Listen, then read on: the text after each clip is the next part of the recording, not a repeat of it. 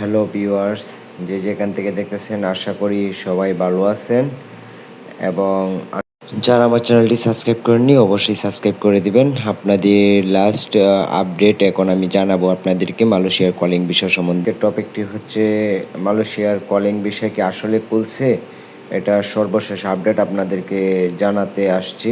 মালয়েশিয়ার কলিংয়ের বিষয়টা হচ্ছে মালয়েশিয়া এবং বাংলাদেশের মধ্যে দুই দেশের একটি বৈঠক হয়েছে, কিন্তু এখন পর্যন্ত মালয়েশিয়া পুরোপুরি সিদ্ধান্ত বলে নাই যে বাংলাদেশ থেকে কতজন লোক আনবে বা আনবে না।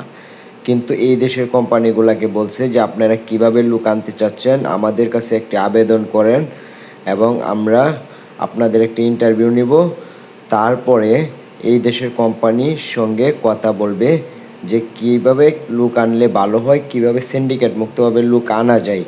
কিন্তু কোম্পানি যখন এই দেশের যে তাদের কাছে ইন্টারভিউ দিবে তখন কিন্তু সরাসরি তাদেরকে লিখিতনামা দিবে না যে তারা লোক নিয়ে আসার জন্য বা এরকম কোনো তাদেরকে লিখিতনামা দিবে না। তাহলে আপনারা যারা বাংলাদেশে আছেন, এই কলিংটা বাংলাদেশের জন্য করছে, মালয়েশিয়া সরকার এখনও কোনো কিছু বলে নাই যে এই দেশে কলিং খুলে গেছে আপনারা চলে আসেন, এরকম কোনো কিছুই হয় নাই।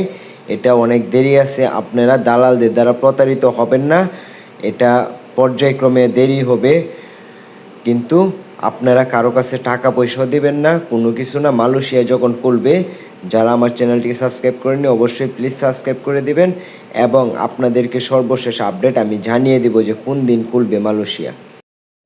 এবং বর্তমানে এসব কাজ থেকে আপনারা বিরত থাকুন, এসব দালালদের হাত থেকে প্রতারণা থেকে বিরত থাকুন এবং মালয়েশিয়া যখন খুলবে তখন অবশ্যই আপনারা জানতে পারবেন। আর একটি ভিডিও প্রকাশিত হয়েছে, সেটি হচ্ছে আপনার 2024 সালের ভিডিও। এটা বাংলাদেশ অনেক চ্যানেলে প্রচার করতেছে, তো ওই প্রচারটা দেখে আপনারা বিভ্রান্ত হবেন না এবং ভালো থাকবেন, সুখে থাকবেন, সুস্থ থাকবেন, এই আশা করে আজকের মতো আমার কথা শেষ করছি।